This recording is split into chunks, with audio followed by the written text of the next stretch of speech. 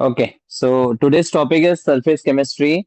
It covers two parts of the chapter, adsorption and colloids. The first part is something which is related with some of the concepts when we dealt with some organic reactions. So let's first introduce what is adsorption. Of course, this is not to be confused with absorption. So, what was the basic difference between adsorption and absorption?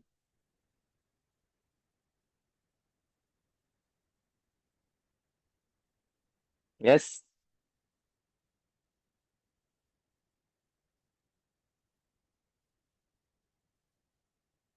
Adsorption में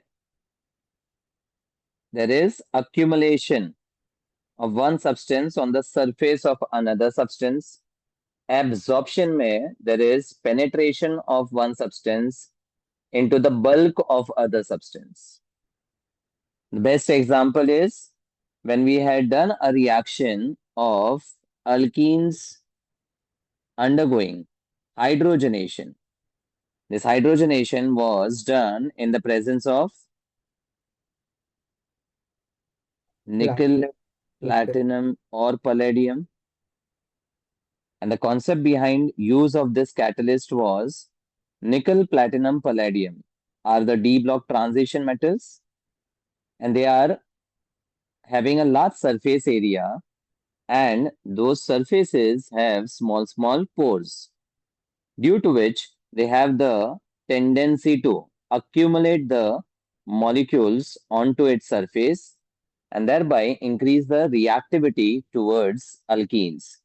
And that's how it speeds up the reaction, converting the alkene into alkane. Now, why does adsorption happen? Let's understand. So let's consider there is a beaker containing a solvent, let's say water, and it is filled with some particles of a solute. So let's consider the behavior of two particles. One particle at the surface and one particle at the center or in the bulk of the solvent. Ab, what will be the net force experienced by the molecule in the bulk?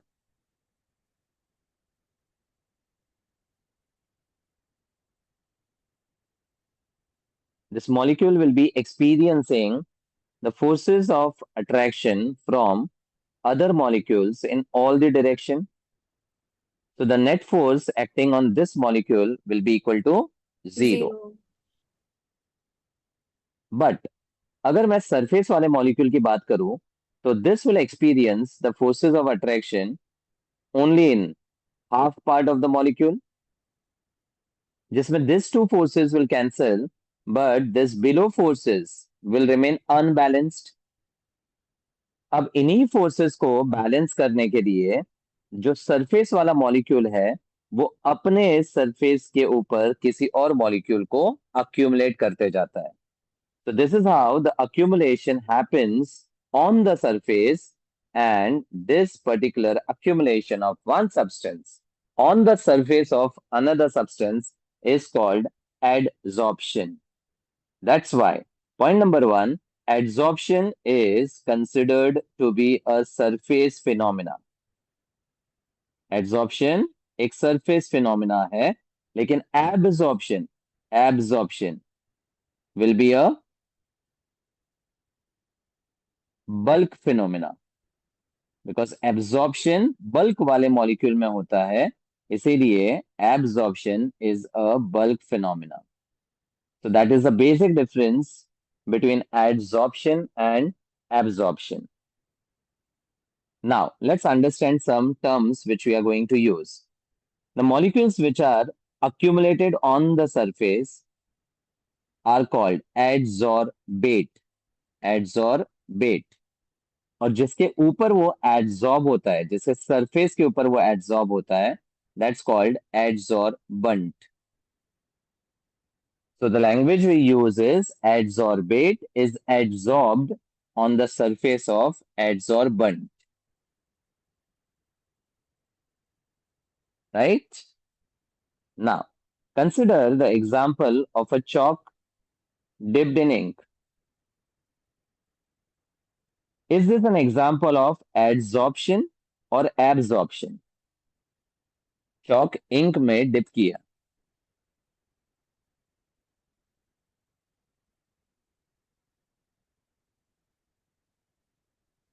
So if the white chalk is dipped in ink, will it, let's say blue ink, will it turn blue?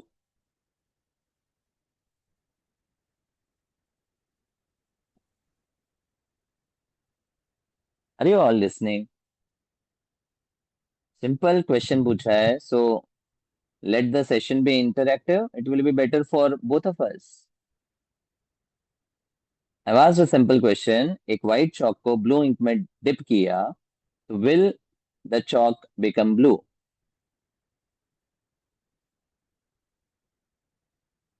Yes. Yes.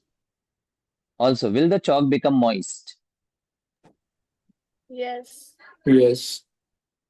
So, is it a case of adsorption or absorption? Adsorption. Both. The answer is both. क्योंकि जो moist हो रहा है, that is because of the molecules of solvent penetrating inside the bulk. That is absorption. और जो blue color हो रहा है, that is because of the particles getting accumulated on the surface, which is adsorption. तो इस example में adsorption और absorption दोनों हो रहा है. तो जब दोनों होता है तो वी से the process is sorption.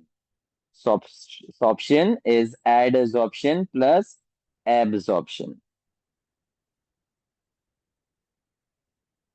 Examples. The common examples: adsorption of hydrogen, oxygen on finely divided metals like platinum, palladium, copper, nickel. That is what we have already understood in hydrogenation. Then, adsorption of nitrogen or carbon dioxide by activated charcoal. Now, the charcoal is a very good adsorbate. In fact, charcoal, silica gel जो new products में generally packet form में आता है, तो that is basically a good adsorbent of moisture. वो पानी को accumulate कर लेता है अपने सरफेस पे, तो वो सारे अच्छे एड्सॉर्बेट्स है. तो charcoal, silica gel, alumina are very good adsorbents. Removal of coloring metal like organic dye like methylene blue using charcoal. तो चारकोल प्योरिफिकेशन के लिए भी यूज करते हैं बिकॉज वो इम्प्योरिटीज अपने सरफेस के ऊपर एड्सॉर्ब कर सकता है. Now, along with the concepts, I've taken the questions. So if you have understood, you can answer it along with this. Identify the false statement regarding adsorption from following. It takes place due to unbalanced forces acting on the surface of solid or liquid. True or false? Unbalanced forces की वजह से होता है. Yes. During adsorption, surface energy of adsorbent increases. This will be wrong. Because जब adsorption होता है तो वो surface के ऊपर जो surface tension create होता है, molecule को अपने surface पे accumulate करने के बाद it is decreasing the surface tension. Basically, it is decreasing the surface energy. So surface energy increase नहीं होता है, decrease होता है. तो आंसर ये करेक्ट होगा. It is caused by van der Waals forces. Yes.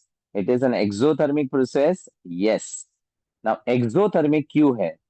Because there is a bond, a weak bond getting formed between adsorbent and the adsorbate, and bond formation is always accompanied by release of energy. Hence, it's an exothermic process with a delta H negative.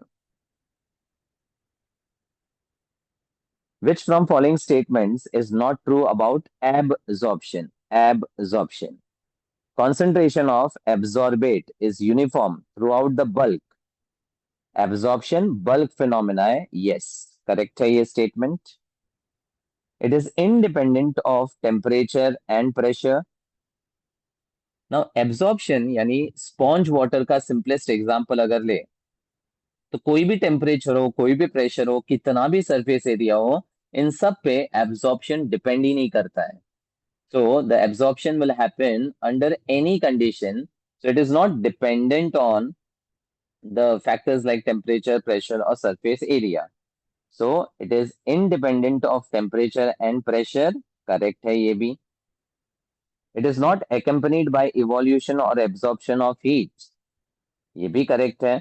Because यहाँ पर ये just अपने molecules, sorry, अपने bulk में penetration कर रहा है. So it is not एक्सो और endo. It depends on surface area. No, it does not depend on the surface area. So this will be the answer. Example of sorption from the following. Chalk is dipped in ink. Already बताया है. बाकी option देख लो. Charcoal is added to methylene blue solution. ये adsorption है. Hydrogen gas is passed over platinum. यहाँ पर भी adsorption हो रहा है. Oxygen gas is passed over finely divided nickel. यहां पर भी एडसॉर्प्शन हो रहा है. Next topic, factors affecting adsorption.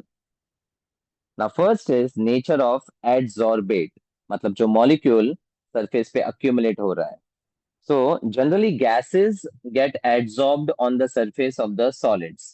That is the most common phenomena of adsorption which is important for us. So कौन से टाइप के गैस इजिली एब्जॉर्ब होंगे? So if I just take the example of HCl versus the N2 gas.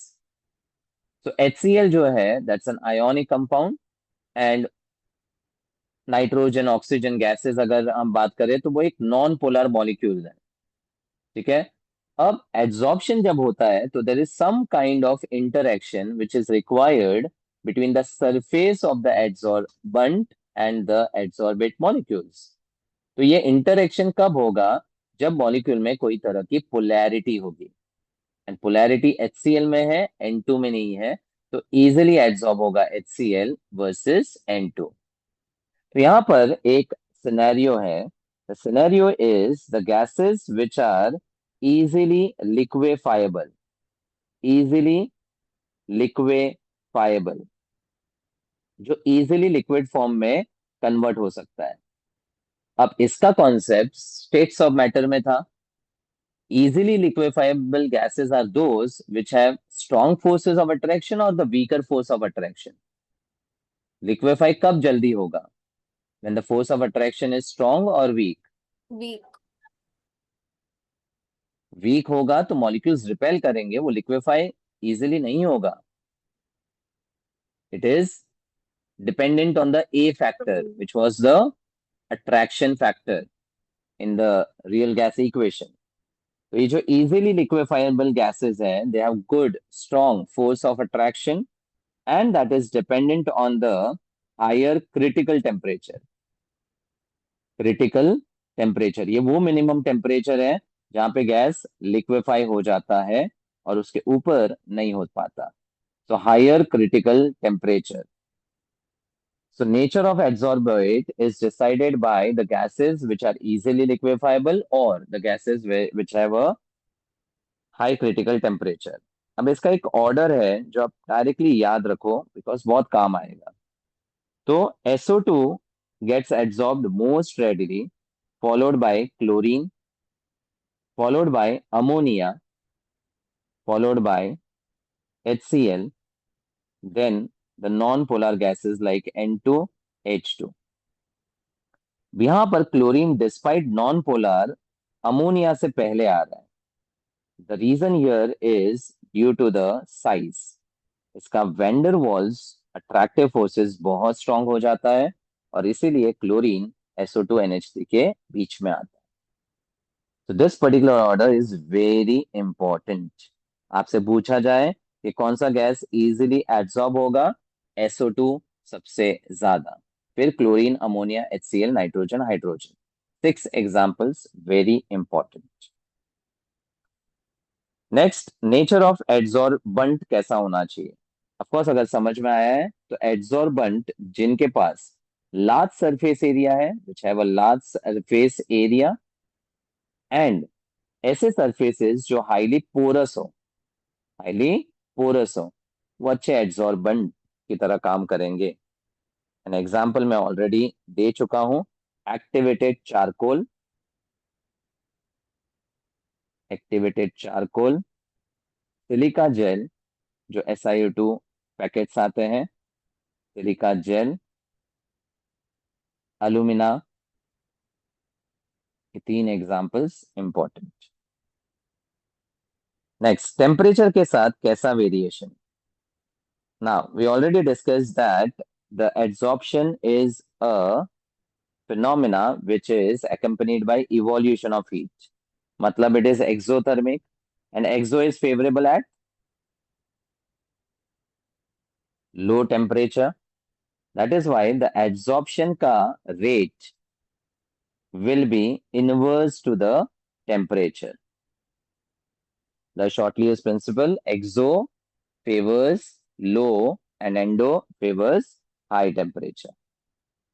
Pressure के साथ, अब जितना pressure हम apply करेंगे मॉलिक्यूल्स क्लोज आएंगे और उतना वो अच्छे से एड्सॉर्ब हो जाएंगे, and that is why the adsorption rate inverse to the temperature but direct to the pressure. So that summarizes four very important factors associated with factors affecting adsorption. So now, which of the following gases is least adsorbed on solid at similar condition of temperature and pressure?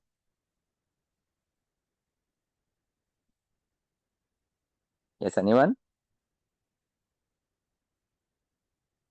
I just discussed the order which is least adsorbed. I'll answer it. Option D. Next, types of adsorption. Now, adsorption are mainly categorized into two types depending on the forces of attraction between adsorbent and adsorbate. So, दो type का adsorption है, physisorption, which is also called physical adsorption, and chemisorption, which is chemical adsorption. Let me give an example. So, offline lectures में, when I rub the board with the cloth duster, the particles of the chalk get accumulated on the surface of the cloth. Now, वो particles को अगर मुझे निकालना है तो मैं just एक वॉल पे उस क्लॉथ को बैंग करूं तो पार्टिकल्स निकल सकते हैं इजीली. सो कैन आई से सरफेस के ऊपर और जो चॉक पार्टिकल्स है, the interaction was very weak. That is why the particles got easily dissolved. Adsorption का उल्टा होता है डिसॉर्प्शन. तो डिसॉर्ब हो जाते हैं. डिसॉर्ब क्यों हुए? क्योंकि फोर्स ऑफ अट्रैक्शन बहुत वीक था, वेंडर वॉल्स टाइप का फोर्स ऑफ अट्रैक्शन. बट अगर मैं बात करूं निकल सरफेस के ऊपर हाइड्रोजन का अक्यूमुलेट होना, तो एक सिंगल लेयर बनाता है और निकल और हाइड्रोजन के बीच में एक इंटरमीडिएट निकल हाइड्राइड बनता है. इसका मतलब there is a chemical reaction which is happening between the surface of the nickel, the metal, and the hydrogen, forming a hydride intermediate. ऐसे टाइप का केमिकल बॉन्ड जब बनता है, that's called chemisorption. And of course ये bond बहुत strong होगा, तो इसको तोड़ना इतना आसान नहीं होता है. ठीक है, so physisorption will require less energy for the desorption, but chemisorption will of course require a very high heat. तो ऑफ कोर्स उसके रिलेटेड जो एंथैल्पी है, जो हीट रिलीज है, वो फिजी का कम होगा और केमी का ज्यादा होगा. फिजिक्स ऑप्शन रिवर्स कर सकते हैं, केमिस ऑप्शन रिवर्स नहीं कर सकते हैं. फिजी में एक से ज्यादा लेयर्स बन सकते हैं. मतलब ये कोई सरफेस कंसिडर कर लो और पार्टिकल अक्यूमुलेट हो जाते हैं. अब क्योंकि वीक वेंडर वॉल्स है तो इसके ऊपर लेयर बन सकते हैं कंटिन्यूअसली, तो ये मल्टी मॉलिक्यूलर लेयर बनाता है. बट केमी मोनोमोलिकुलर लेयर बनाएगा। अब let's go through the points जो मैंने अभी बताए। The forces are weak van der Waals forces, and यहाँ पर केमिकल बॉन्ड्स बनते हैं। फिजिक्स ऑप्शन कहीं पे भी हो सकता है, तो वी से it's not specific in nature. सारे गैसेस एब्जॉर्ब हो सकते हैं सारे सॉलिड्स पे, but Cummins option highly specific है और occurs only for particular pairs of adsorbent and adsorbate. Heat of adsorption यहाँ पर कम होगी 20 to 40 किलोजूल पर मोल। यहाँ पे ऑफ कोर्स 40 से 200 किलोजूल पर मोल बहुत हाई होगी। ये लो टेम्परेचर पे अकर होता है and decreases with increase of temperature. अब ऑफ कोर्स टेम्परेचर जब बढ़ेगा तो वेंडर वॉल्स का ब्रेक डाउन आसान हो जाएगा, तो वो रिवर्स हो जाता है as the temperature increases. And chemical bonds बनने के लिए हाई टेम्परेचर फेवरेबल है, so it's favoured at high temperature, and the extent is lowered at very high temperature due to bond breaking. यहाँ पर भी वही प्रॉब्लम है कि अगर टेम्परेचर बहुत बढ़ा दो तो बॉन्ड ब्रेक होने का डेंजर है। यहाँ पे मल्टी मॉलिकुलर लेयर्स बनते हैं, यहाँ पे मोनोमोलिकुलर लेयर्स बनते हैं। ये रिवर्स हो सकता है, केमीज ऑप्शन इरिवर्सिबल है। So now, identify physics option from the following. Oxygen deposited on tungsten, hydrogen on nickel, nitrogen on iron, या all gases deposited on charcoal. Physics option.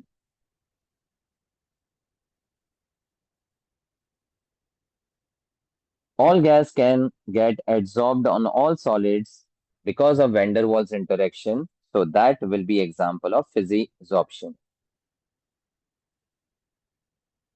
which is correct for physics option. It involves formation of covalent or ionic bonds.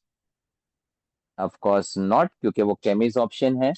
Favoured at high temperature, no, because वो भी chemisorption का property है। Reversible, नहीं, because वो भी chemisorption है। And sorry, physisorption reversible है, C. C. और ये वेरी स्पेसिफिक, नहीं, बिकॉज केमिज ऑप्शन स्पेसिफिक होता है। Which is not a characteristic of chemisorption. Specific, heat released in the range 40 to 200, formation of multi-molecular layer, या irreversible.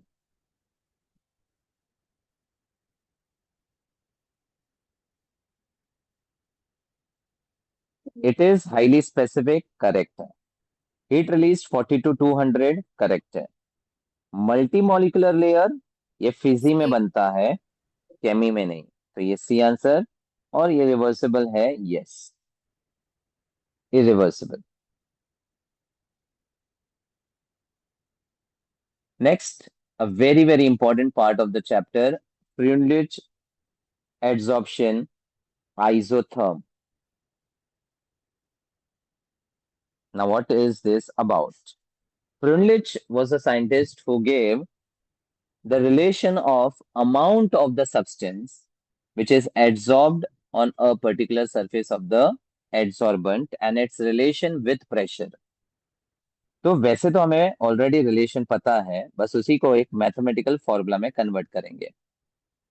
तो this is निकल surface, उसके ऊपर एड्सॉर्ब कर लेते हैं हाइड्रोजन, ठीक है। Let's say x is the mass of the adsorbate, m is the mass of the adsorbent.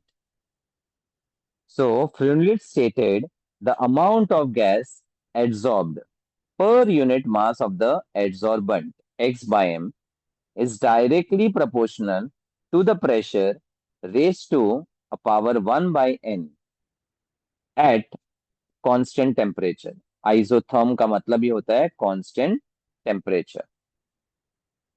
And this relation can be rewritten as x by m equal to k p raised to 1 by n, where k and n are constants. And these constants will be dependent on the factors affecting the adsorption, जो हम already previous part में देख चुके हैं। एक simple relation है, x by m is equal to Kp raise to 1/n। अब समझने के लिए ग्राफिकली इसको रिप्रेजेंट करते हैं। तो let's say we plot x by m on the y-axis versus the pressure on the x-axis, and the graph is observed to be like this. अब समझने के लिए let's break this into three parts. So this will be low pressure, moderate pressure and high pressure. अब low pressure में जितना pressure बढ़ाते जाएंगे उतना molecules of the gas will come closer, and the amount of the gas which starts getting adsorbed will go on increasing, and this increase is found to be linear. तो low pressure region में it is almost found to be linear. ठीक है। सो अगर मैं यहां पर at low pressure की बात करूं तो can I say x by m is directly proportional to pressure. इसका मतलब इस केस में 1/n की वैल्यू 1 होती है। 1/n is equal to 1। High pressure की अगर बात करें, अगर प्रेशर बहुत हाई हो चुका है तो अब मॉलिक्यूल्स ऑलरेडी एक दूसरे को अट्रैक्ट हो चुके हैं। अब उसके बियॉन्ड अगर प्रेशर बढ़ाते भी जाए तो अमाउंट ऑफ एड्सॉर्प्शन या रेट ऑफ एड्सॉर्प्शन इतना इफेक्ट नहीं होने वाला है। मतलब हाई प्रेशर पे it almost becomes a constant. यानी केस नंबर 3 में मैं बात करूं तो x by m at high pressure x by m is becoming a constant। अब कांस्टेंट अगर हो गया मतलब इंडिपेंडेंट ऑफ प्रेशर, इसका मतलब 1/n की वैल्यू यहाँ पर 0 हो गई, because p raised to 0 will become 1, n will become infinite, that's fine। And second case में at moderate pressure x by m जो है that will be following the regular equation, जहां पर 1/n will lie between 0 and 1। So this is how the Freundlich adsorption isotherm is understood। तो simple है, low pressure पे linear है, high pressure पे constant independent of pressure, and moderate में it will be following p raise to some decimal power वाला relation. तो kind of exponential बढ़ता है बट लीनियरली नहीं बढ़ता है। अब next, x by m equal to kp raised to 1/n। If I apply the logs on both the sides, I get log x by m equal to 1/n log p plus log of k। And अब इसको अगर graphically represent करें तो if I plot log of x by m versus log of p, so this is a graph of the type y equal to mx plus c। मतलब it will be a straight line intercepting the y-axis with the y-intercept as log k and the slope equal to 1/n। बस इतना सा आपको ध्यान रखना है फ्रिंडलिच adsorption isotherm के बारे में। अब let's see the question. Find the temperature from the following graph so that highest amount of gas is adsorbed. कौन से टेम्परेचर पे सबसे हाईएस्ट एड्सॉर्प्शन होगा? Yes, any hint?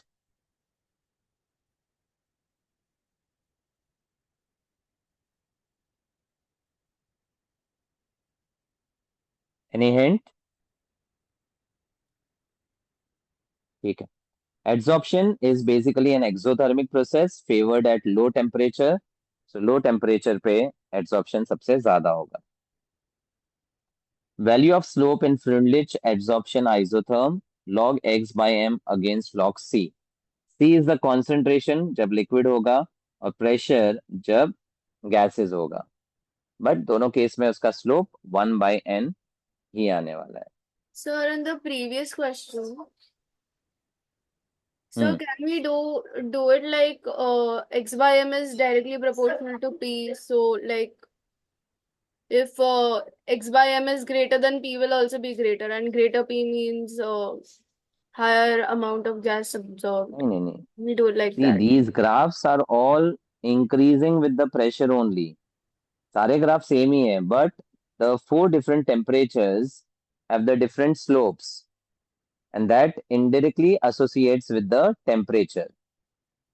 तो टेम्परेचर जितना कम होगा उतना गैस एड्सॉर्प्शन ज्यादा होगा. So adsorption is an exothermic process favored at low temperature. Simple logic apply करना है. Okay, sir. What is effect of pressure on extent of adsorption? Increases as pressure increases continuously, increases at start as pressure increase and then remain constant, decrease as pressure increase, no change in extent of adsorption if pressure increase or decrease.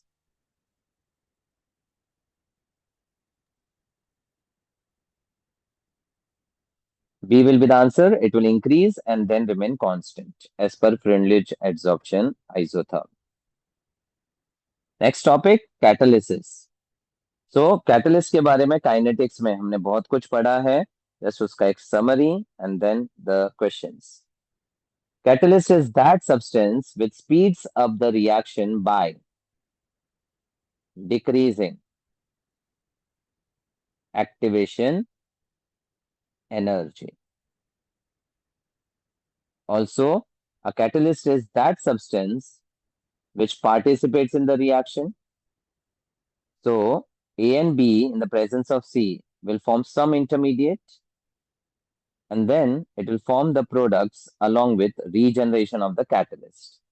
So, it's a substance which participates in the reaction, forms an intermediate, and regenerates at the end of the reaction.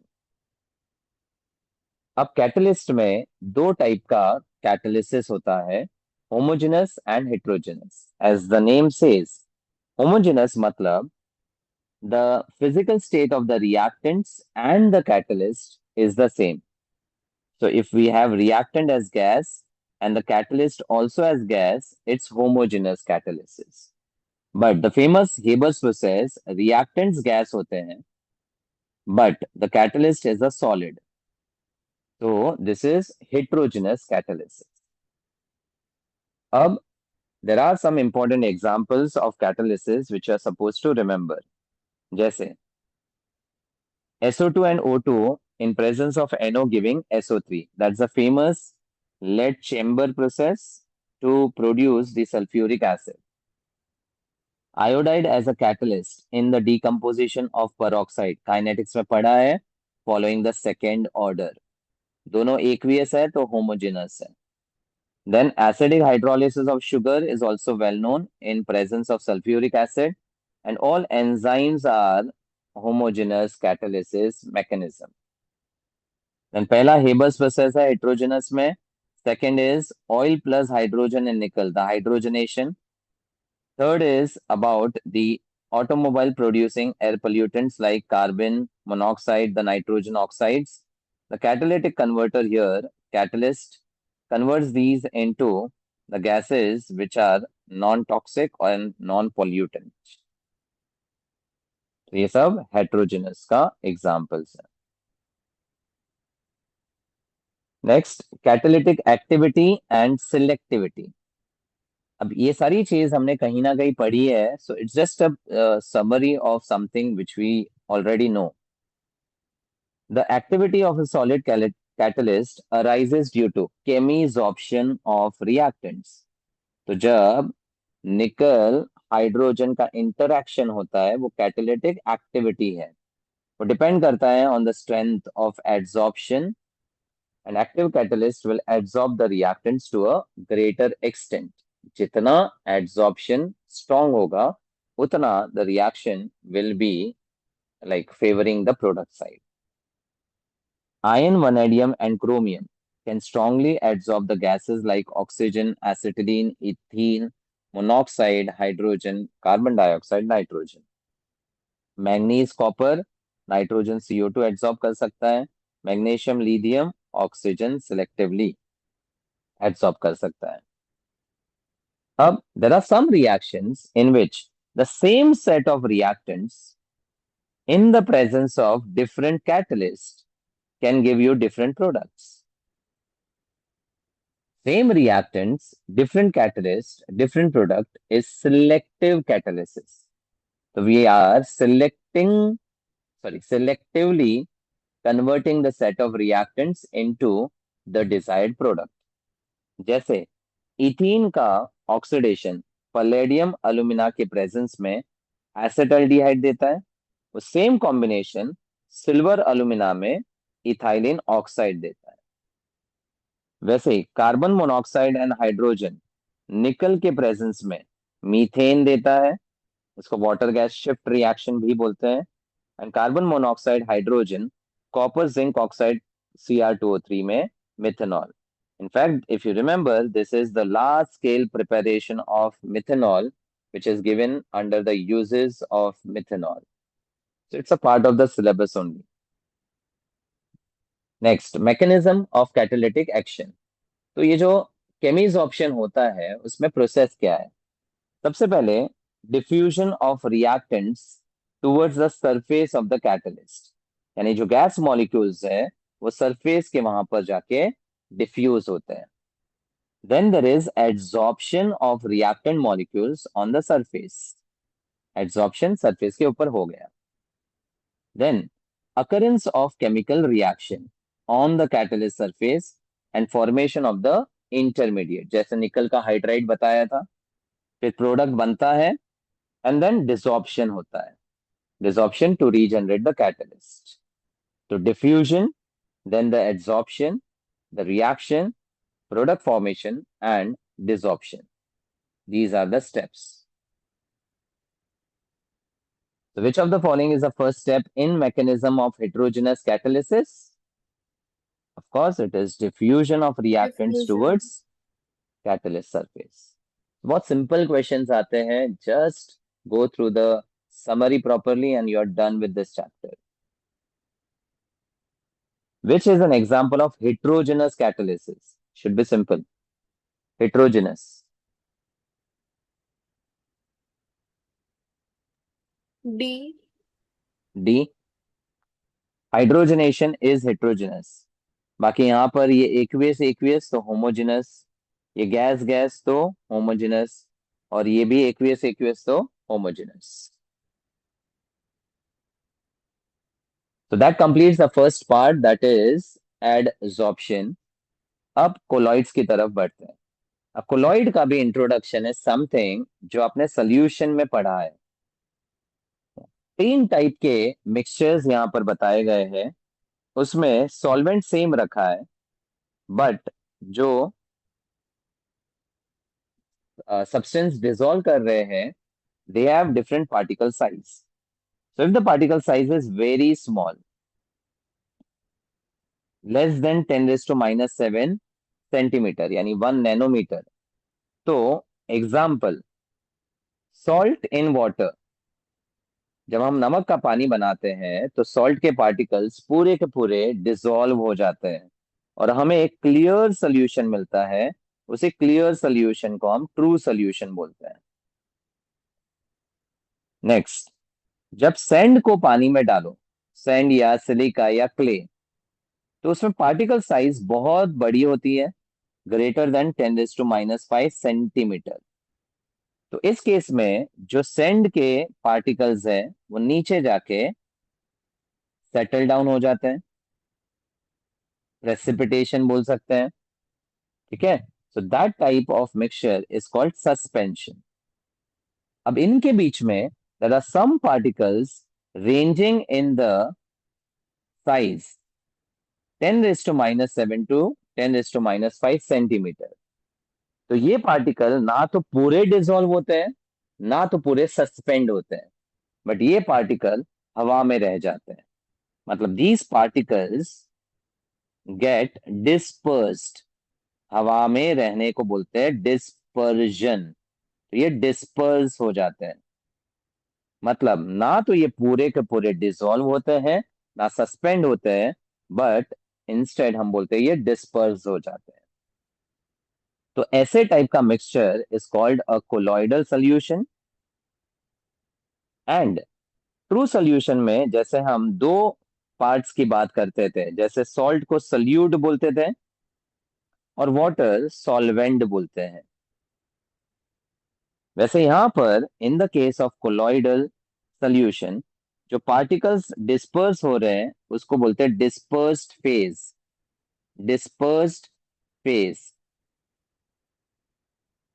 और जिसके अंदर वो disperse हो रहे हैं, जैसे solvent से analogous हो गया dispersion medium. Dispersion medium. And जैसे हम ट्रू सोल्यूशन में एक लैंग्वेज यूज करते थे, salt dissolves in water, meaning the solute is dissolved in the solvent to form a true solution. वैसे यहां पर we will say the dispersed phase is dispersed in dispersion medium to form a colloidal solution. Dispersed phase disperse है dispersion medium में। अब day to day life में there are lot of examples of the colloids. तो true solution में भी आपने types of solutions देखा था, जिसमें फिजिकल स्टेट के बेसिस पे 9 टाइप्स को क्लासिफाई किया Yes, था। sir. It's called a sorry, financial relief. Solid in solid, solid in liquid, solid in gas. ठीक है, तो वैसे ही कोलॉइडल सॉल्यूशन का क्लासिफिकेशन। और this is a very important table because इसके ऊपर स्ट्रेट फॉरवर्ड क्वेश्चंस आते हैं, मैं बताऊंगा कैसे। तो type of colloid, gas and gas कोई टाइप का कोलॉइड नहीं बनाता है, तो उसको छोड़ के 8 डिफरेंट टाइप्स हो जाते हैं। ठीक है, सो ये नहीं बनाएगा बिकॉज दोनों फेजेस अलग होने चाहिए। But gas and gas actually diffuse कर जाएंगे, इसलिए उसको हम कोलॉइड्स में कंसिडर नहीं करेंगे। Okay, now type of colloid, dispersed phase DP and dispersion medium DM. Example, solid sol is a name given when solid is dispersed in another solid. तो जो कलर्ड ग्लासेस होते हैं या जेम स्टोन्स होते हैं, Ruby, जो precious stones होते हैं, उसमें the particles of one solid are dispersed in the another solid. ठीक है, सो वो सॉलिड सॉल बोलते हैं। Then salts and gels is the name given when solid is dispersed in liquid. Paint is a superb example. तो जब wall पे paint apply करते हैं तो उसका जो सॉल्वेंट है वो इवेपोरेट हो जाता है, बट पेंट के जो पार्टिकल्स हैं वो वॉल पे अक्यूमुलेट हो जाते हैं, यानी एड्सॉर्ब कर जाते हैं। ठीक है, सो उस केस में I can say paint is a colloid of solid particles dispersed in the solvent, so it's solid in liquid. Example को बस ब्रेक डाउन करो, it's actually simple. Then solid particles dispersed in gas. So basically pollutants बोल सकते हैं हम यहाँ पर, smoke या डस्ट। तो ये पार्टिकल्स जो है सॉलिड के वो डिस्पर्स्ड है in the air, so solid in gas, इनको एरोसॉल बोलते हैं। Then liquid in solid, cheese butter jelly. Cheese या जेलीज या बटर ये बहुत सॉफ्ट होते हैं। The softness is because of the water which is dispersed inside the fat. तो फैट जो है वो आउटर पार्ट है, उसके अंदर वाटर डिस्पर्स्ड है, तो it's liquid dispersed in solid. Cheese butter jellies इन सबको जेल में क्लासिफाई करते हैं, कोलॉइड का नाम जेल है। Liquid and liquid, milk and hair cream. Milk is a superb example.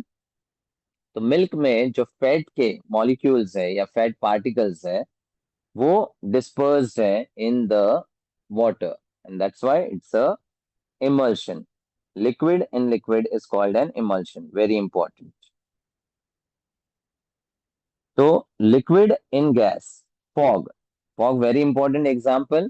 तो फॉग में जो लिक्विड यानी वाटर ड्रॉपलेट्स है, they are dispersed in the atmosphere, that is why it is again called as aerosol.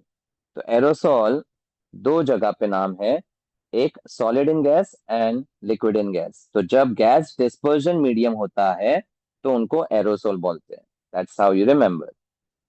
But जब gas dispersed है solid में, प्यूमाइस्टोन, प्यूमाइस्टोन या simple example foam, जो मैट्रेसेस यूज करते हैं उसके अंदर बहुत ज्यादा हवा रहता है, so that is what is the gas which is trapped like in the rubber part, that is why it's a gas dispersed in solid, a solid sol. And last is foam, where gas is dispersed in liquid, whipped cream या soap leather, तो इनमें the gas are trapped in the liquid droplets or liquid molecules, and they are examples of foam, even froth. तो ये table आपको learn कर लेना है along with the examples and the name of the colloid, each and everything important. So what type of colloid the fog is? Fog is a colloid named aerosol. Or just to see related question, dispersed phase और dispersion medium क्या होगा? Liquid droplets in gas. So liquid is the dp, dispersed phase, and gas will be the dispersion medium. Next, classification of colloids based on interaction of phases. The phases यानी जब dp और dm मिलते हैं तो एक colloid बनता है, dispersed phase plus dispersion medium becomes a colloid. So based on that, there are two types, lyophilic colloid and lyophobic colloid. अब पहले तो इस वर्ड को ब्रेक कर लेते हैं। लायो यहां पर रिफर करता है सॉल्वेंट को, लायो मतलब सॉल्वेंट, बेसिकली यहां पर अपना डिस्पर्जन मीडियम, और फिलिक मतलब लविंग। तो सिंपल वे में समझने के लिए, लायोफिलिक मतलब सॉल्वेंट लविंग एंड लायोफोबिक मतलब सॉल्वेंट हेटिंग। तो सॉल्वेंट लविंग मतलब जो डिस्पर्स्ड फेज है वो डिस्पर्जन मीडियम में इजीली मिक्स कर जाएगा, और जो कोलॉइड बनेगा, जिनको हम सॉल भी बोलते हैं, SOL, सोल्यूशन नहीं बोलते हैं, यहाँ पे हम सॉल बोलते हैं कोलॉइड्स को। तो that will form a colloidal sol. ये बहुत इजीली और डायरेक्ट बन जाता है। अब क्योंकि आसानी से बन जाता है तो आसानी से टूट भी सकता है, यानी रिवर्सिबल होता है। ये स्टेबल होता है because there is a lovable interaction between the dispersed phase and the dispersion medium, ठीक है। लेकिन ऐसे टाइप के सॉल्ट्स को हम वापस रिवर्स कर सकते हैं by adding good amount of electrolytes. अब इलेक्ट्रोलाइट्स जैसे कि सॉल्ट, अगर बहुत ज्यादा नमक डाल दें हम किसी सॉल में, तो वो क्या करता है, वो पार्टिकल को सस्पेंड करा देगा। तो जो डिस्पर्स्ड है वो अगर सस्पेंड हो जाएंगे तो it will lead to precipitation, which is also called coagulation. Precipitation, suspension is also called coagulation, ठीक है। Let's see the points. Lyophilic, वापस बोल रहा हूं, solvent loving, the dp and dm have a good lovable interaction, so they can be formed easily and directly. So they are formed easily by direct mixing, reversible होते हैं, and the particles here are not easily visible even under ultra microscope. Since there is a good interaction, जो particles हैं वो इतने easily visible नहीं होते हैं, because वो particle का size वैसे भी काफी छोटा रहता है। ये self stabilized है। Addition of large amount of electrolyte causes the precipitation, also called coagulation. Viscosity of the dispersed phase is higher than that of the dispersion medium. इस केस में जो particles disperse हो रहे हैं, उस dispersed phase का viscosity ज्यादा होता है than the dispersion medium. Even surface tension जो है dispersed phase का lower होता है than the dispersion medium. Viscosity is higher surface tension is lower. अब एग्जाम्पल से समझते हैं. Starch in water. So we know that starch was a carbohydrate which we had classified under polysaccharide. और ये polymer जब पानी में डिस्पर्स होता है तो it forms a lyophilic colloid. तो स्टार्च के केस में दो कंपोनेंट्स हमने पढ़े थे, अमाइलोज एंड अमाइलोपेक्टिन. तो जो अमाइलोज है that creates a viscosity which is very high, and that is why इस केस में विस्कोसिटी हायर होता है और उसका सरफेस टेंशन जो है वो लोअर हो जाता है, because there is a good interaction between the DP and DM. तो सरफेस एनर्जी कम, सरफेस टेंशन भी कम. लायोफोबिक में सब उल्टा. They are formed only by special methods, mainly by a chemical reaction. So of course reaction के through बन रहा है, bonds बनते हैं strong, तो ये irreversible है. इसके particles easily detect कर सकते हैं under ultra microscope. Normal microscope में visible नहीं होंगे because particle size not very large, not very small. Self stabilized है लायोफिलिक, तो ये अनस्टेबल है and require traces of stabilisers. तो स्टेबलाइजर्स आगे पढ़ेंगे, इमल्सिफायर्स बोलते हैं.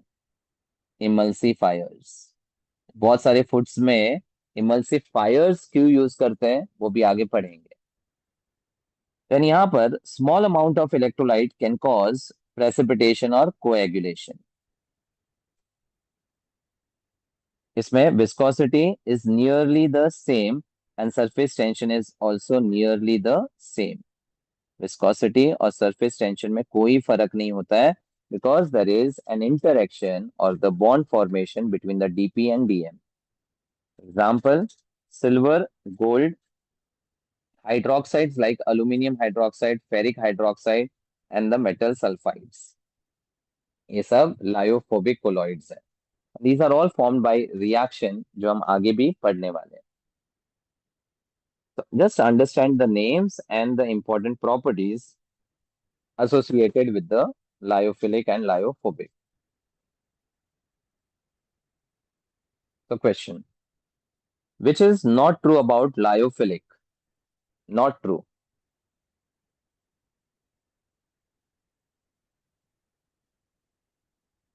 Particles of dp have greater affinity for dm.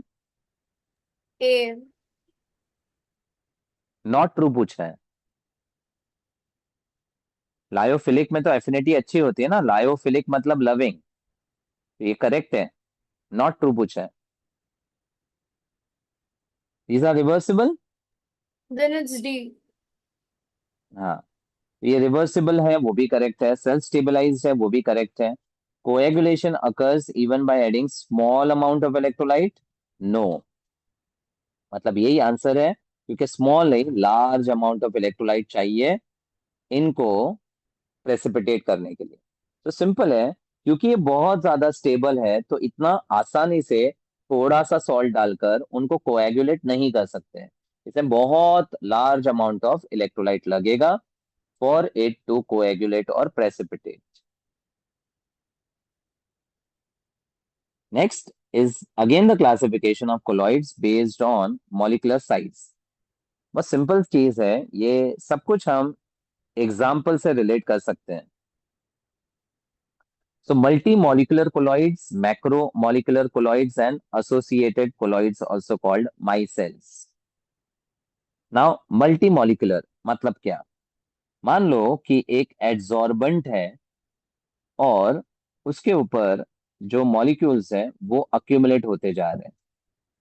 अब अगर मॉलिक्यूल का साइज छोटा है तो बहुत सारे मॉलिक्यूल्स इस तरह से अक्यूमुलेट हो सकते हैं और ये छोटे छोटे मॉलिक्यूल्स ऐड करके एक बड़ा सा मॉलिक्यूल जनरेट कर सकता है.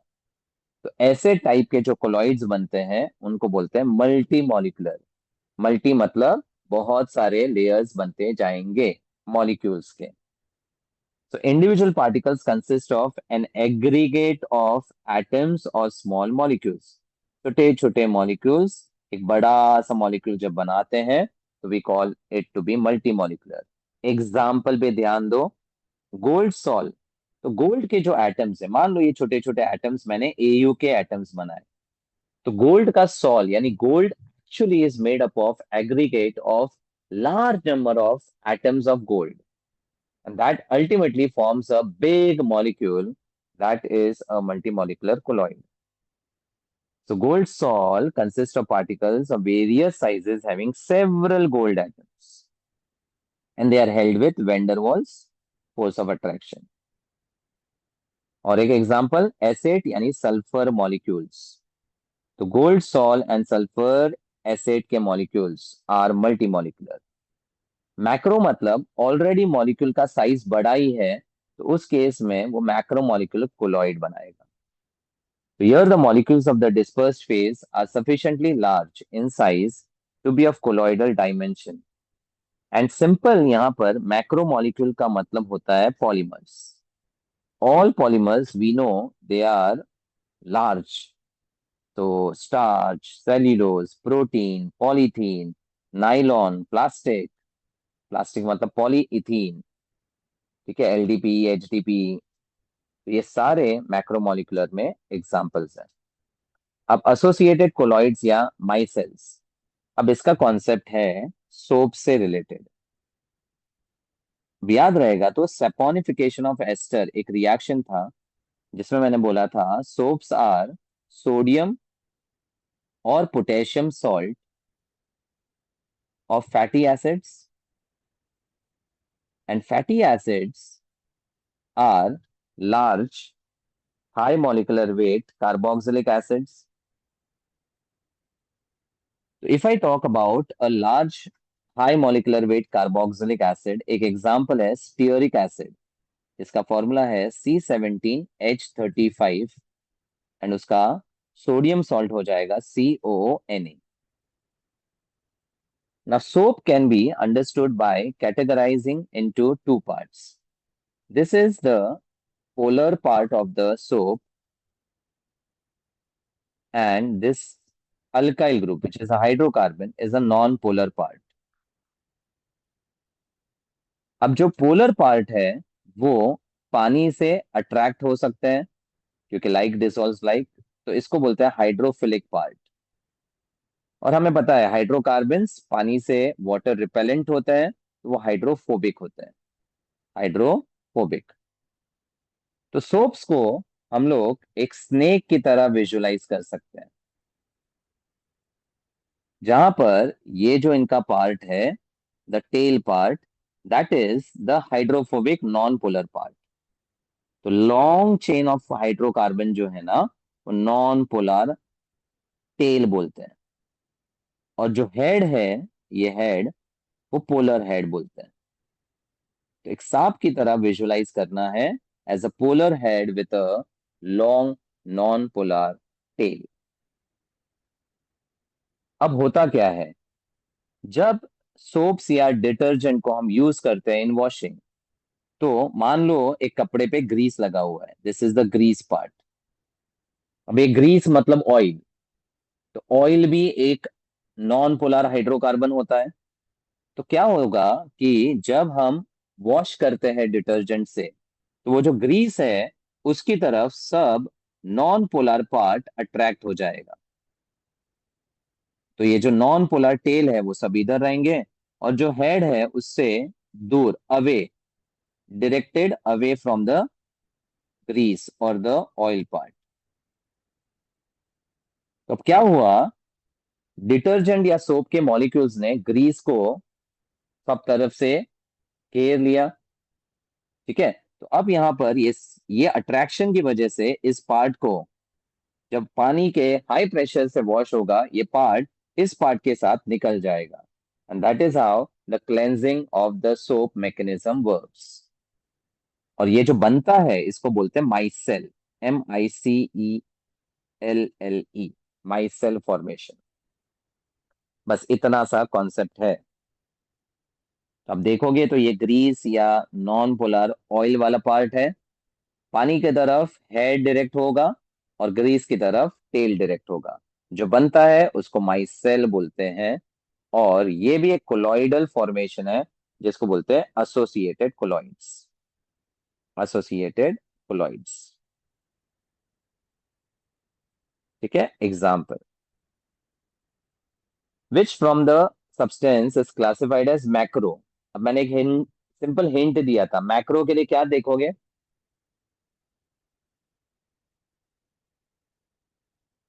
Yes, macro.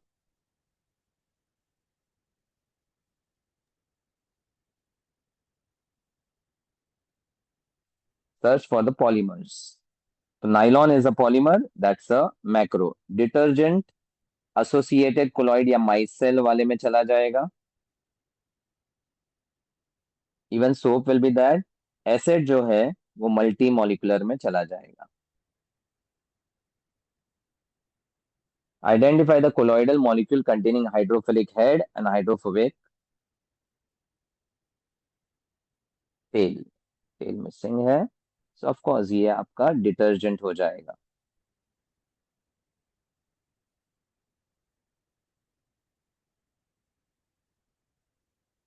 Now properties of colloids. Now ये अलग अलग प्रॉपर्टीज है, उसमें जो नाम दिए गए हैं, that names you are suppose to remember. So let's understand one by one. The first property is optical property. अब इसको एक एग्जांपल से समझते हैं। अगर मैं एक सॉल्वेंट ले लूं, मान लो वाटर, और उसे लेजर लाइट पास करूं, do you see the path of laser through water?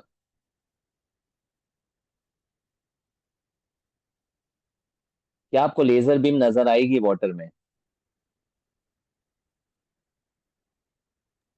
Late me give Yes. The answer. The answer is no.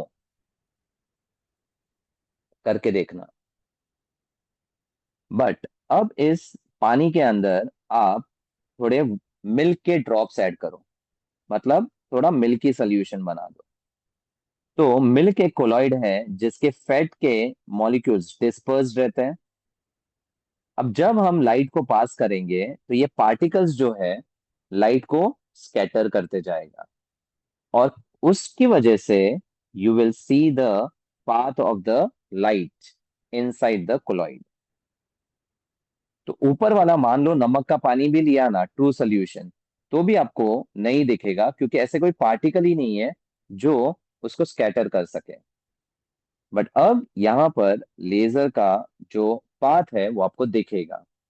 तो कोलॉइड्स में ये प्रॉपर्टी होती है because of the dispersion of the particles, and that is why it has an optical property which is called Tyndall effect.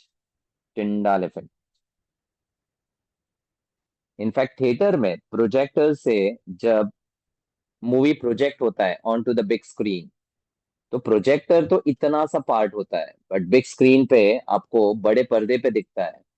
तो जो dust particles है actually जो present है, वो भी एक कोलॉइड है, बिकॉज हमने देखा that the solid particles in gas are examples of colloids. Because वो कोलॉइडल साइज के होते हैं, उस लाइट को स्कैटर कर करके उस बड़े पर्दे पे प्रोजेक्ट करते हैं। तो that is also the application of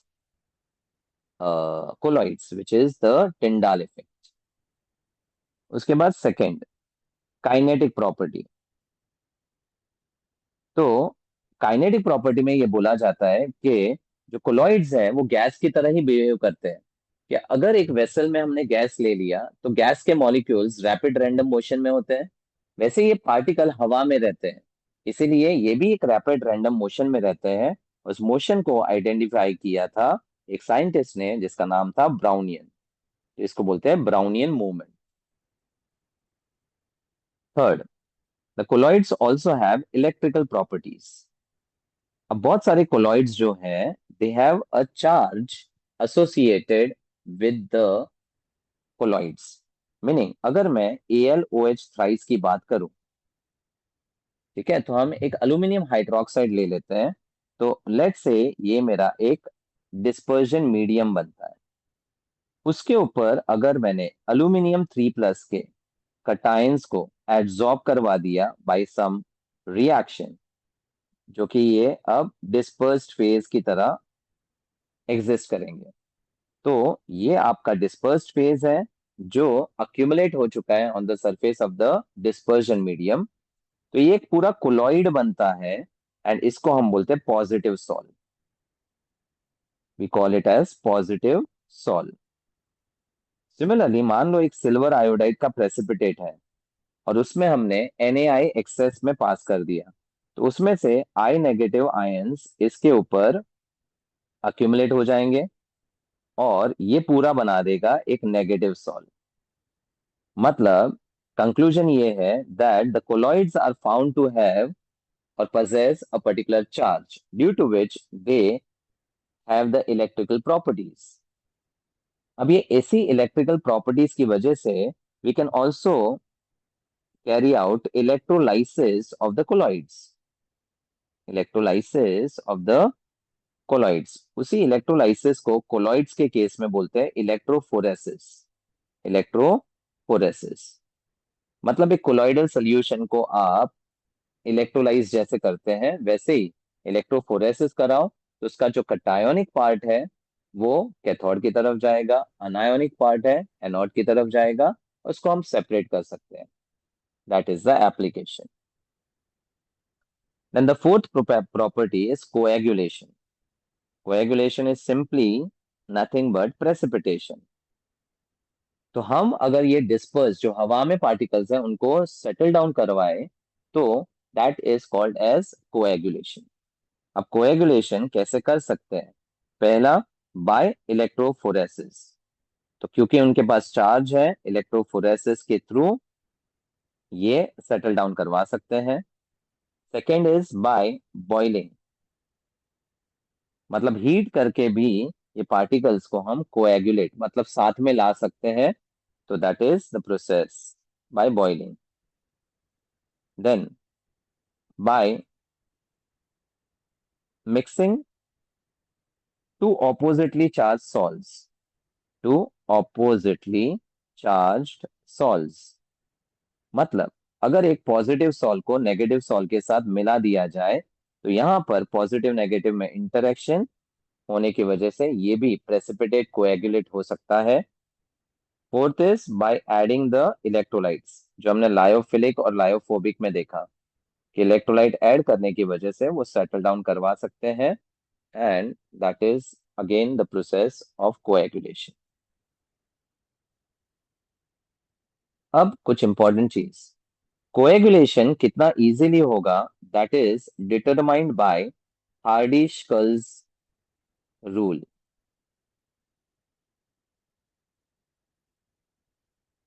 अब कोई डिफिकल्ट नहीं है, सिंपल कॉन्सेप्ट है। मान लेते हैं कि एक नेगेटिव सॉल है, तो इसको कोएगुलेट करने के लिए we can add a positive sol.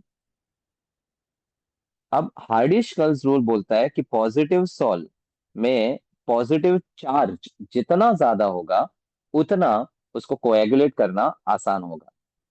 मतलब the coagulation power, coagulation power is directly proportional to the charge on ion। मतलब मान लो यहाँ पर मैं एल्यूमिनियम का, मैग्नीशियम का और सोडियम का कोई सॉल ऐड करता हूँ, तो सबसे ज्यादा कोएगुलेशन पावर एल्यूमिनियम, फिर मैग्नीशियम और फिर सोडियम का होगा। वैसे एक पॉजिटिव सॉल लेते हैं, mixing of two oppositely charge salts, तो उसमें नेगेटिव सॉल ऐड किया। तो मान लेते हैं कि मैंने एक कॉम्प्लेक्स लिया FeCN6, ये सबसे स्टैंडर्ड एग्जांपल है जो आपके PYQs में दिखेंगे। फिर फॉस्फेट ले लेता हूँ, सल्फेट ले लेता हूँ और क्लोराइड ले लेता हूँ। तो ऑफ कोर्स जितनी वैलेंसी यानी चार्ज ज्यादा होगा उतना उसका कोएगुलेशन पावर भी ज्यादा होगा। ठीक है। अब कोएगुलेशन का एक और नाम है फ्लॉक्यूलेशन। फ्लॉक्यूलेशन, कोएगुलेशन या फ्लॉक्यूलेशन। एंड रिमेंबर ये इनवर्स होता है टू कोएगुलेशन वैल्यू। ये थोड़ा कंफ्यूजिंग है बट जस्ट ध्यान रखो पावर पूछते हैं तो चार्ज से डायरेक्ट होता है। कोएगुलेशन वैल्यू, जो कि एक वैल्यू एसोसिएटेड होता है उसके साथ, वो इनवर्स होता है। कोएगुलेशन वैल्यू या फ्लॉक्यूलेटिंग वैल्यू पूछा तो उल्टा होगा, और पावर पूछा तो सीधा होगा, डायरेक्ट टू द चार्ज। ठीक है, so that is the Hardy Schulze rule. अब देखो इसके ऊपर simple questions. Before that example check कर लेते हैं। तो पॉजिटिवली चार्ज सॉल्व्स में क्या क्या एग्जांपल है? जो मेटल के ऑक्साइड्स होते हैं, अलुमिना विथ हाइड्रेटेड वाटर, क्रोमियम का ऑक्साइड एंड फेरिक ऑक्साइड। तो याद रखना मेटल ऑक्साइड्स पॉजिटिव होते हैं, वैसे ही जो मेटेलिक सल्फाइड्स होते हैं वो नेगेटिव होते हैं। Oxides are positive, sulphides are negative, remember the statement. Basic dye stuff, methylene blue salts, haemoglobin, यानी जो प्रोटीन होता है ब्लड में भी, जो प्लाज्मा रहता है वो डिस्पर्स्ड रहता है in the blood, that's why it's a colloid. Similarly oxide और टाइटेनियम ऑक्साइड का सॉल्व एग्जांपल। फिर एसिड डाई स्टफ, देखो ये बेसिक पॉजिटिव है, बेसिक पॉजिटिव, एसिडिक नेगेटिव है। Eosin, Congo red salt, salts of starch, gum, gelatin, clay, gum salt, ये सब negative है। यानी मेन चीज है metallic oxide, basic dye, haemoglobin, methylene blue. Negative में ऑक्साइड की जगह सल्फाइड याद रखना है, बेसिक की जगह एसिडिक। और बाकी जिलेटिन, स्टार्च, गम, ये सब पॉलीमेरिक फॉर्म के नेगेटिव सॉल्ट्स हैं। Question, which from following anions have lowest coagulating power for precipitation of positive salt? lowest power किसका?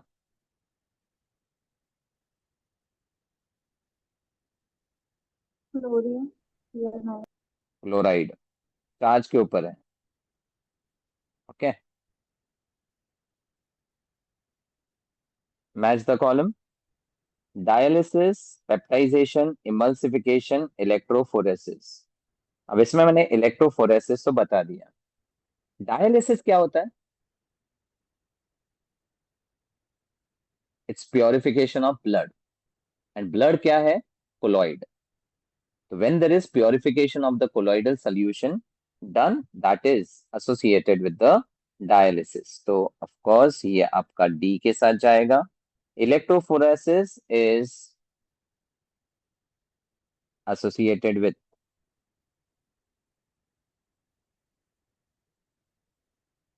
coagulation. अब peptization is precipitation. Precipitation को ही peptization बोलते हैं. That's a method for making the dispersed phase particles settle down. और बचा emulsification, that is related to the cleansing action of soap. जो myself action बताया वो ही emulsification बोला जाता है। तो DCAB is the correct match. Identify the property of colloidal solution so that colloidal particles move freely towards respective electrodes under an applied electrical potential. नाम, applied electric potential, electrophoresis. Which is a positively charged solid? Metal के oxides, basic dye stuff, haemoglobin, titanium oxide, they were all positive. तो ये answer. If a dilute solution of silver nitrate is added to dilute solution of excess Ni, the species adsorbed on AgI colloidal particle is. मैंने बताया था कि AgI के ऊपर अगर हम I माइनस को डिस्पर्स कर देते हैं तो ये बन जाता है एक नेगेटिव सॉल्ट। तो उसके लिए NaI should be taken in excess. तो जो एड्सॉर्ब हो रहा है वो I नेगेटिव होगा इस केस में। लेकिन उसी को अगर हम सिल्वर नाइट्रेट एक्सेस में ले लें तो सिल्वर का कटायन एड्सॉर्ब होगा, पॉजिटिव सॉल्ट बनेगा, and that in that scenario it will B Ag+। See, I'm not going into very much detail of the concepts, but whatever is required for you to get that 1 mark, one question from the surface chemistry, this will be more than enough. Tyndall effect is observed due to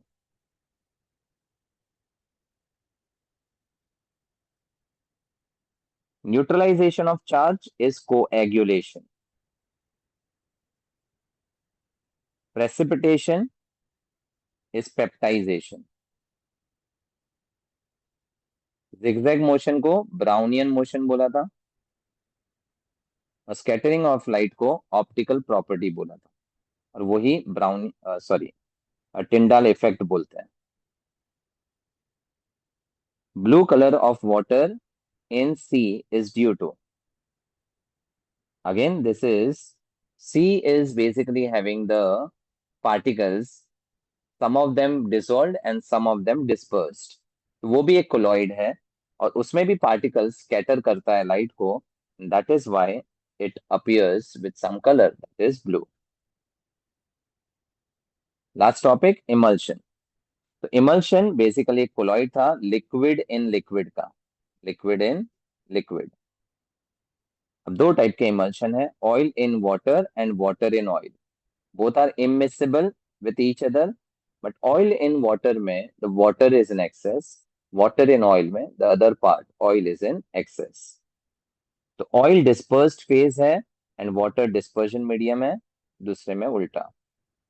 अगर यहाँ पर water add करते हैं तो it will B miscible with the emulsion, क्योंकि वो access वाला में है, डिस्पर्जन मीडियम है. Small amount of electrolyte makes the emulsion conducting, मतलब चार्ज डेवलप कर लेगा. यहाँ पे वाटर कंटिन्यूअस फेज है जो एक्सेस वाला है, DM. Basic metal sulphates, water soluble alkali, metal soaps are used as emulsifiers. अब इमल्सिफायर्स यूज क्यों करते हैं? तो मान लेते हैं कि ऑयल और वाटर का हमने एक कोलॉइड बनाया, तो ऑफ कोर्स अगर हम उसको स्टर करते हैं तो for some time do you agree that the oil and water will mix with each other because of the stirring by applying some energy. But थोड़ी देर के बाद वापस देखोगे तो वो दो पार्ट्स डिस्ट्रीब्यूटेड या डिवाइडेड हो जाएंगे बिकॉज आपस में वो मिक्सेबल नहीं है. तो आइसक्रीम जो है वो भी एक कोलॉइड है जिसमें the fat and the other part is the solvent. So वो दोनों भी, अगर मान लो हम लोग ऐसे ही आइसक्रीम खाते हैं और बिना उसको स्टेबलाइज किए हुए, तो you would get the oil and the water as two different parts. But ice cream what we consume is basically having the oil and the water colloidal part being stabilized.